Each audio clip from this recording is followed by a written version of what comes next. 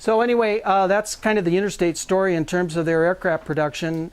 Right at the end of the war, they ended up selling the type certificates to the two airplanes to Max Harlow. We really don't know why Max ended up with it, what the intention was there. Max Harlow was a professor instructor at Pasadena Junior College, and of course was responsible for the design of the Harlow aircraft series. So was he thinking that his students and the class, the school, was going to produce interstate cadets after the war? I really don't know. There's no real good answer to why Harlow ended up with the cadet. But the next series in this adventure for the interstates was that the Call brothers up in Afton, Wyoming, had already designed their Call Air, their low-wing cabin Call Air, and they were looking for cheap stuff. And sure enough, the interstate stuff was all available at pennies on the dollar, I'm sure. And so they sent truck trailers down. I don't know what these things look like, Dan, but in 1946, what was a flatbed trailer looking like? But anyway, they went down to LA, picked up all this stuff, and they wanted all this stuff up in Afton, Wyoming to build their Call Airs, because there was tubing and wheels and brakes and instruments and aluminum and just tons of stuff, everything that you would have found in a factory, of course. And they hauled off the jigs and all of the production stuff, and everything went to Afton, Wyoming. So the Call brothers owned the type certificate for that. They did produce two cadets. There are two confirmed Call Air cadets. And one of them disappeared. I think it's in Alaska, or went to Alaska. Whatever happened to it, we don't know.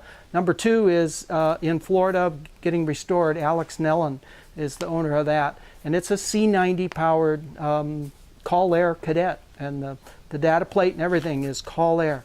So they built two of those things.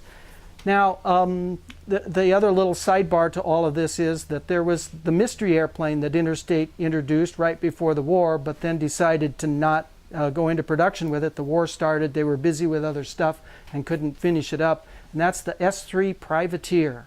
And the S-3 was a two-place side-by-side, and it had folding wings, had a Franklin 90 on it, and they built 2 or 3, 4, 5 of these things, at least a couple of them, enough to fly them, because I have heard reports from some of the factory workers about the two-place side-by-side interstate, which was the Privateer. And everything kind of disappeared, and there really was very little evidence of the fact that there ever was a Privateer, because we've never really seen one. But in doing some research on some other stuff, I discovered a picture of an airplane that was called the Simpson Maverick. And I couldn't figure out what a Simpson Maverick looked like or what it was, but the tail surfaces were Interstate Cadet, and it just looked like an Interstate, but I couldn't figure it out. Well, got a copy of the file, tracked it down. Sure enough, Simpson was a rancher in Afton, Wyoming, and we think that airplane, that Simpson Maverick, was actually a Privateer that they put together with extra parts and pieces that were already there in the factory. They had a welded up fuselage, and wings and things, and so they put it all together. Mike? It's on your shoulder. Oh. I'm gesticulating too much, huh? Wild man here.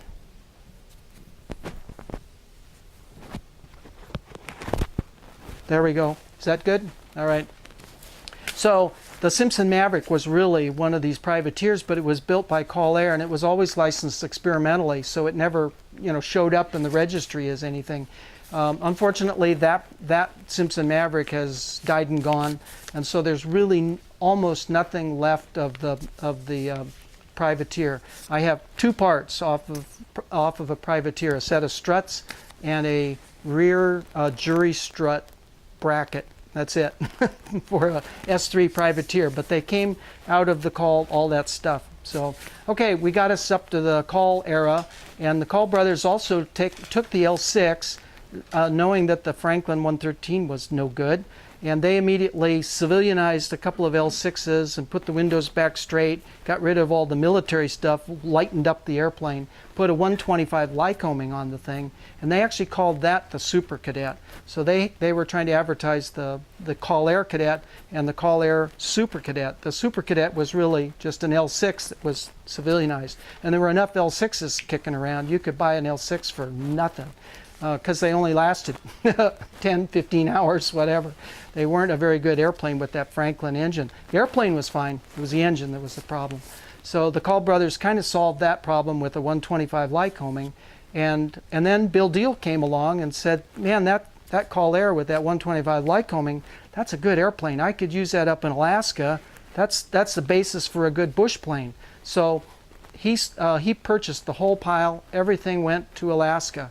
So even S-3 Privateer parts ended up in Alaska, and it was kind of amazing. But it all got hauled up to Anchorage. Bill Deal went into production. He redid the type certificate, and they built, I don't know, 50 to 60 of the what was then called the Arctic Tern. But the Arctic Tern was just, a civilianized L6 redone. He did a bunch of work on it, different gear. He reworked the tanks and flaps and wingtips were squared off, and a bunch of modifications, fiberglass cowls and things, and 150 horse. I think he did a 160 version also. So that was kind of it. And then Bill was really anxious trying to sell the operation up there. And so Bart Miller in New Hampshire bought out the whole thing. And again, from Anchorage to New Hampshire, everything that was left went that way. And that's where it resides to this day. Now, Bart Miller was killed, and unfortunately, and so the family sold the thing to, is it Chuck? Charles Nearguard. Nearguard? Near something. Close. I'll look it up. Anyway, and so Nearburg. Okay, Nearburg. yep. So he owns what's now called Stoll Aircraft, I think is the name of the thing. But that Stoll Aviation LLC. okay, LLC. LLC, yeah. So they are now the holder of our Interstate Cadet type certificate and the S1B/L6 Arctic Tern and anything else you want to call it from now on. I don't know what really they have a name for the thing. I don't think they're calling it the Arctic Tern in his little promotional thing, but What's Charles's last name? Nearguard. Yeah, yep. So that's Nearburg, Near- sorry. Nearburg. Berg. And who's Chuck Horrell? Is that the chief Chuck pilot? Burrell was hired in the last 3 or 4 months to engineer the prototype to Okay. certification. Now I got you. I had to kind of get him located. So and I've talked to him, and he would like to buy an Interstate Cadet. Yeah, kind of interesting. Yeah. So we got to sell him an Interstate Cadet. So anyway, that's where we are with our history. We're kind of up to date. The factory really is not doing anything. They've got a nice little thing out on the internet about what they've got, and they have a beautiful, nice blue and white airplane to show everybody and all the fancy stuff. But I don't know that anything is happening. I do know that they got their updated type certificate completed, but I don't think they've got a production certificate completed yet, which would be the key to putting the thing into production. So I think that's maybe where Chuck comes in on that, to try to get the thing back into production or what, who knows. So And if you want me give a short splop if you want. to, well, to make a long story short, John Barker used to be Cole Palin's mechanic and airplane builder at Old Rhinebeck. Went to work for Charles, always Charles, not Chuck, Nearburg. He's a Dallas oil man, and he can afford to buy a company and use some of the company materials for his hangaring his airplane.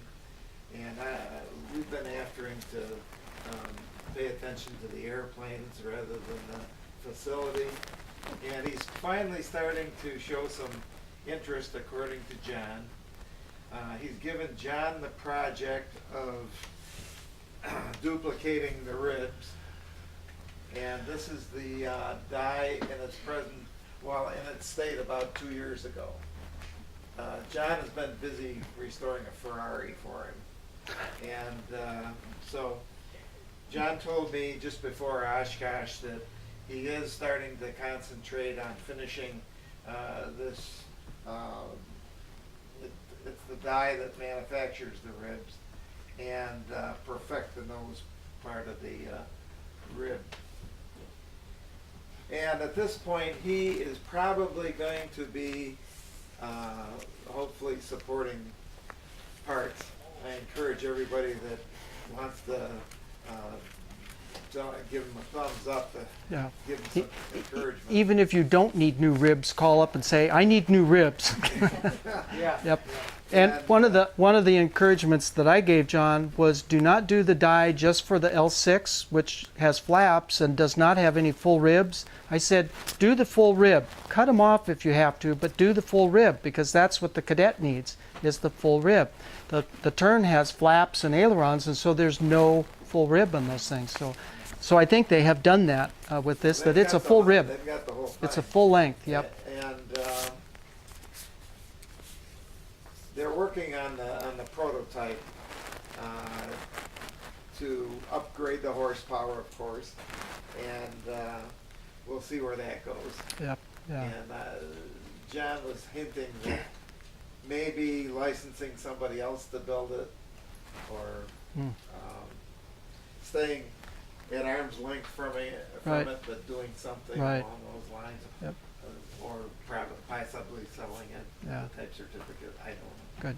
Okay, one last item sitting in front of you is what Interstate did after the war when they got out of aviation. They made vacuum cleaners. That's awesome. That's an Interstate vacuum cleaner, right? It's definitely a great Art Deco 1940. It should be in everybody's, every housewife needs one of these kind of things. We have several around the house that work just fine. Yeah, still working after 75 years or whatever. My wife's first husband, before he died, he was a Marine Corps pilot and supported the young growing family by selling all his buddy one of these. Interstate vacuum cleaners, all right. That is cool. And Yeah. that same vacuum cleaner was later called the TriStar under different ownership. Oh, really?